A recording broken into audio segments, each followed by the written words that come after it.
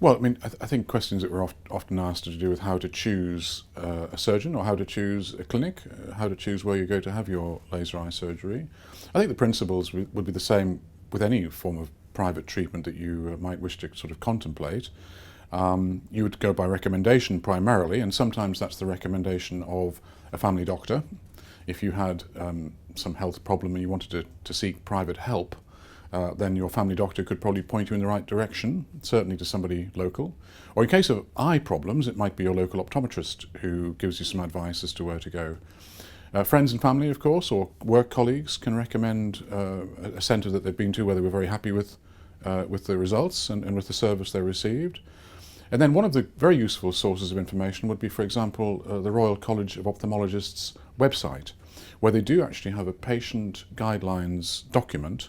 And part of that patient guidelines document is how to choose where to go, or what questions to ask the surgeon, what sort of service do you think they would be providing for you. One of the common pitfalls in laser refractive surgery at the moment is that patients often don't meet the doctor. And that's obviously perhaps not quite optimal.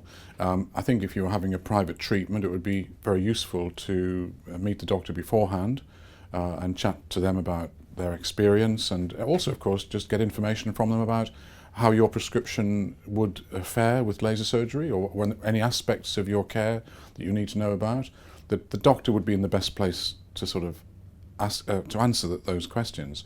But what tends to happen is that patients are often counselled by technicians or assistants or sometimes optometrists, but they don't actually get to meet the doctor who's going to be doing the treatment for them. And afterwards it can be difficult as well to meet the doctor to ask about any problems that the patients might have.